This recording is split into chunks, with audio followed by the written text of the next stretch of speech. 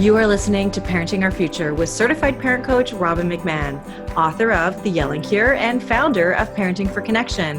My podcast is all about providing you with the tools and solutions you need in your parenting so you can create the family you always wanted. For more information on my book and other resources, check out yellingcurebook.com. Hello, it's Robin McMahon here. Welcome back to my show, Parenting Our Future. Today, I want to talk about something that I think is really going to help you to get more cooperation in your family, and that is how to set boundaries that peacefully stick, that lastingly stick in your family. And the reason we want to do this is because our kids at their core need safety and protection to grow. As parents, we need to construct a scaffolding of support around our kids where they can learn and explore the world and what it means to be in relationship with others. There are a number of ways that parents can create a scaffolding around their child, and this is done through daily routines, through boundaries, through connected communication, empathy, but one of the most foundational elements is values.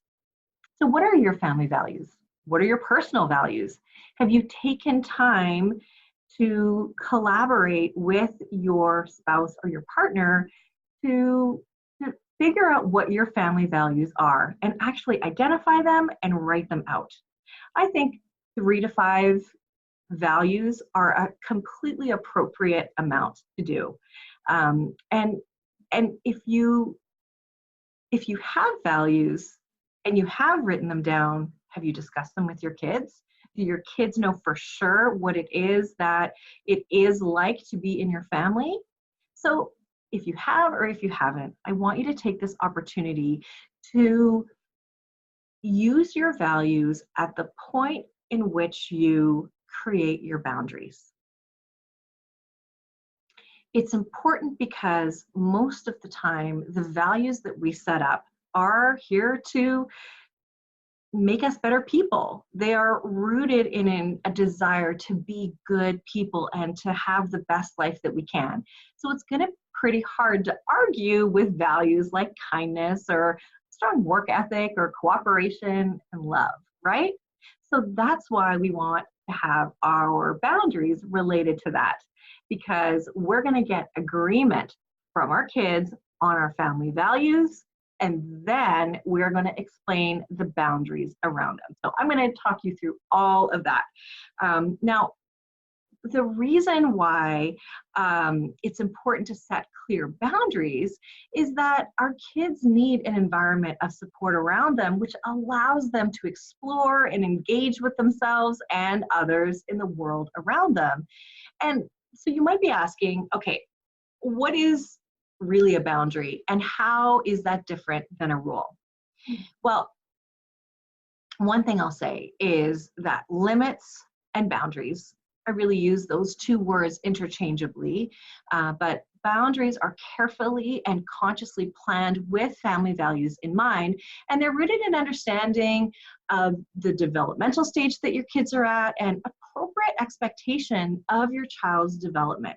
So they're age appropriate. They are planned consciously with your family values in mind. Now, boundaries are not demands coming from an expectation of complete obedience, but are a process of teaching and support. Boundaries emerge from a parent's fundamental responsibility to keep children safe, but also to teach them the skills of being in social relationships and to teach them the values of the family and what it means like to be in this family. Now, I will say that both rules and boundaries can prevent misbehavior, but with rules, the payoff for children for compliance is really to avoid a negative consequence or a punishment. And not because they want to do the right thing, but with boundaries, that's why you implement them, because it's the right thing to do. Rules also are the end of the conversation, but with boundaries, they can be part of the conversation. So let me break it down just a little bit more for you. Rules are inflexible, and they often use fear and punishment in order to enforce them, which is rooted in control over your kids. They often focus on negative and negative consequences. They focus on punishments. And rules are often enforced with, if you don't do this, I'm going to do this to you, or you must follow or else.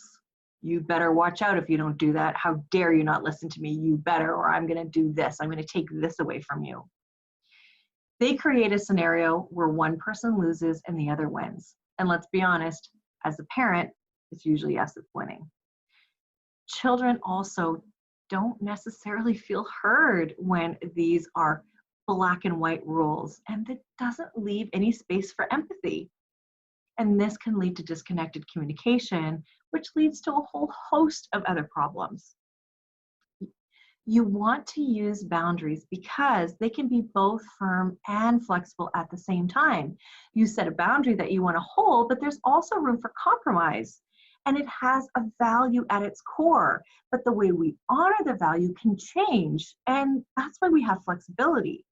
They allow for cooperation where you can work together to find a solution that works. Parenting with, not over. So to give you an example that I love to use, if your value is safety and the boundary around that with your child is that you need to hold my hand when we cross the street because your child bolts all the time, or plays around in the crosswalk, and that's dangerous and you don't want to take a risk. So the boundary is that we need to hold hands. But your child says, no, I don't want to hold your hand. Okay, so then what can we do instead to honor the value? Well, maybe you can just hold on to my sleeve or my pant leg. Maybe if I have a stroller, you just hold on to the stroller. Or maybe we can be like choo-choo trains going across the crosswalk where I'm the conductor and you're the caboose, or you're the conductor and I'm the caboose, and we just choo-choo our way across the crosswalk. Something fun, something different, but you're still honoring the value and staying true to the boundary, which is that you need to be connected in one way or the other before we cross the street. A boundary really does make your child feel supported and not controlled.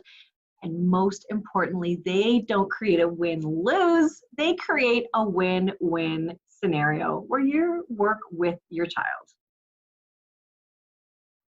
Now, when you are at the point where you want to have your family values determined and you want to start this conversation, what I invite you to do is to start with a family meeting. So if you've never had one, I'm going to just share with you what we do in our house. My husband and I have a journal that we use that is just for family meetings.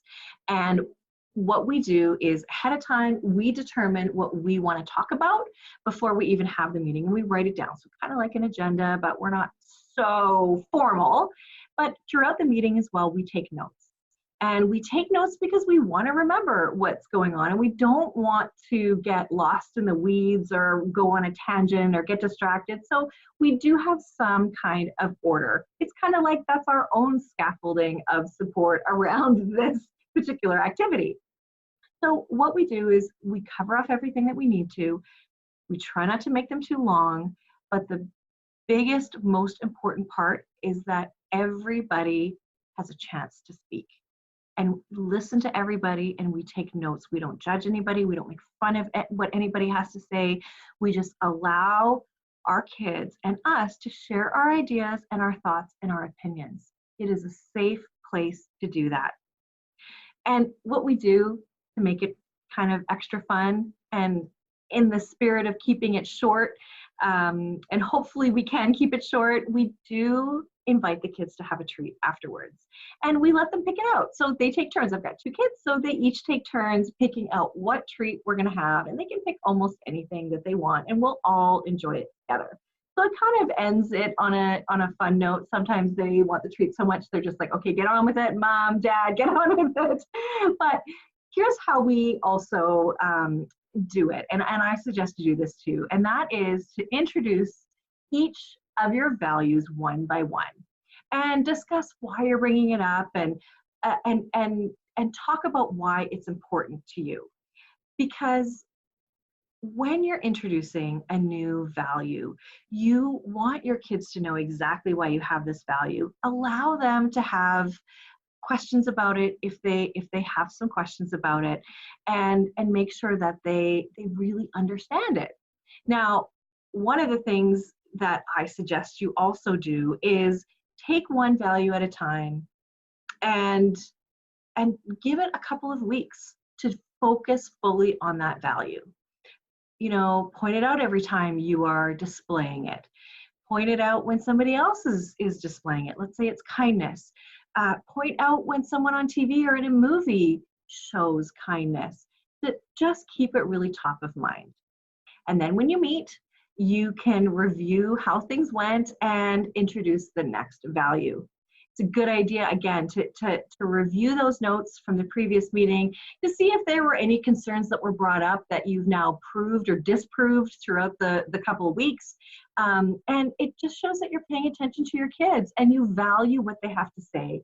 And that feels really good, because the core of who we are says that we want to be heard. We want to be valued and feel valuable. And that's how you do it, when you listen to your kids, when you listen to their thoughts and their ideas without judgment, without criticism. You are currently listening to the Parenting Our Future podcast. I'm parent coach Robin McMahon. And if you're enjoying this podcast, please share it with someone who you think might also need to hear this. Please don't forget to subscribe, and I would be grateful if you gave me a 5-star rating on iTunes. And if you're a parent who's struggling and you feel like you might need some support to be the confident leader of your family, where you can calmly respond to any kind of behavior, disrespect, or your kids not listening to you, well, I have a membership group that you might be interested in. All you have to do is go to kamomsclub.com for more information. That's kamomsclub.com for more information. Now, back to the show. So when you're introducing your value, you do also want to focus on the boundaries that are going to be attached with that. Now, boundaries are usually there because it's behavior that you want to change, that you don't like. So take a minute before you go into this discussion to calm your own self down, because maybe you're feeling a little triggered. Maybe you are agitated or a little stressed. I don't want you to have that energy when you're going into these discussions, because we're establishing lasting boundaries here. So it's important that you can be fully present in the moment. The whole energy around establishing this boundary is to connect and cooperate with your child. We're not enforcing anything here. We are providing structure. So the reality is your child may not like the boundary, right? And maybe needs to release some feelings. Isn't that a nice way of saying they might freak out? Just releasing feelings. It's like a pressure valve. That's all they're doing. So your job is to be the emotional coach and be there to support your child with empathy. This doesn't mean that you change your boundary in any way, but maybe you shift how you're going to honor that boundary. But we don't shift the actual boundary. And why don't we do that? Because it's important to you, right? This value is the reason why you're committed to the boundary. So you need to make sure that you are holding to that. And if your child needs to release some feelings, then they can absolutely do that. And you are just there to give them empathy. But here's one thing that I want you to check on is, if they have a major reaction, check in with your intention on the boundary. Do you have it right? Is it fair? Is it age appropriate? It's okay for you to question your own boundaries as well. This is, parenting with, not over. The other thing is, maybe you need to explain to your child another time why you're holding this boundary. Maybe they don't understand. Maybe it wasn't clear the first time. If they're younger, what you can do is you can draw it out, or you can have them explain it to you, or you can even through play, practice the boundary, and do that with some dolls or some stuffed animals, something like that. That's absolutely a great way to get your child to understand what's really going on, because our kids learn and interpret their world through play and through drawing and different things like that. So that is a really good way of using the way that they learn and interpret the world to help them understand this boundary. Now,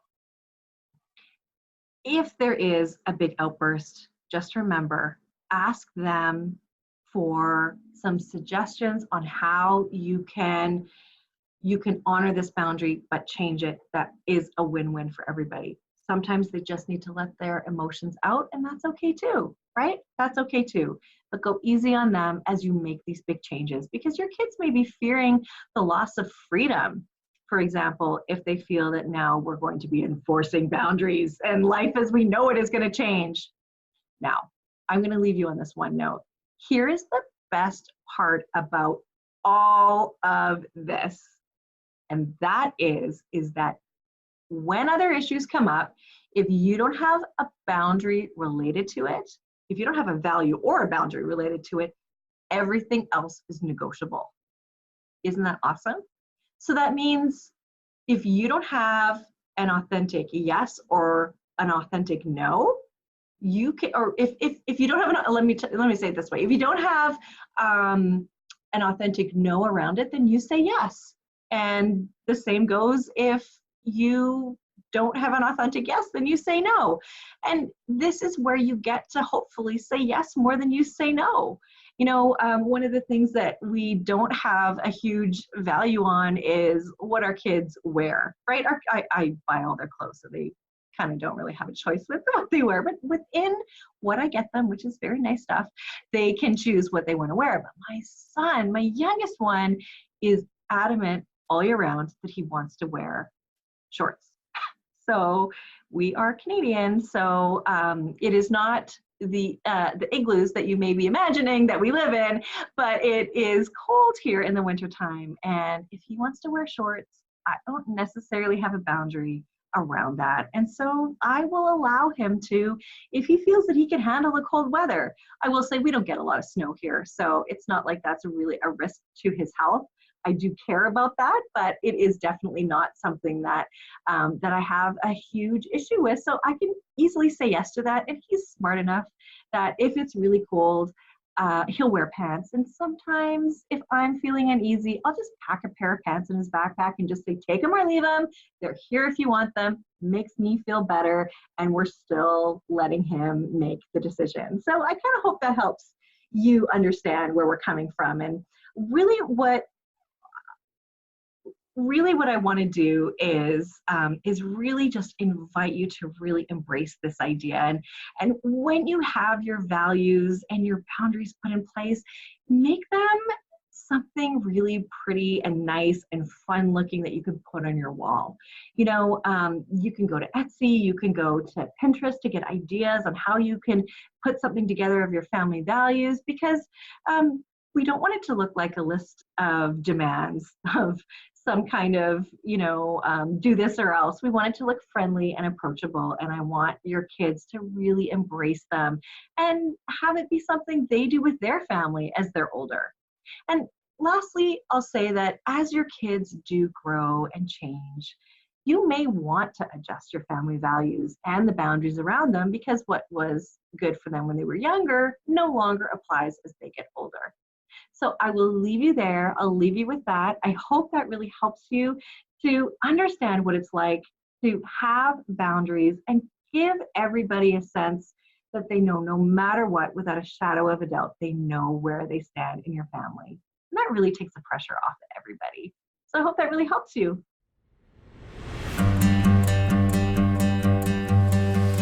Thank you for listening to this edition of my podcast, Parenting Our Future. I'm parent coach Robin McMahon, and if you're enjoying this podcast, please share it with someone who you think might also need to hear this message. And don't forget to subscribe, and if you like my work, I would be grateful if you gave me a 5-star rating. For those of you who like my content and want more, visit me at yellingcurebook.com to get your copy of my book and to find other resources to help you. Until next time, I am wishing you and your family peace and connection.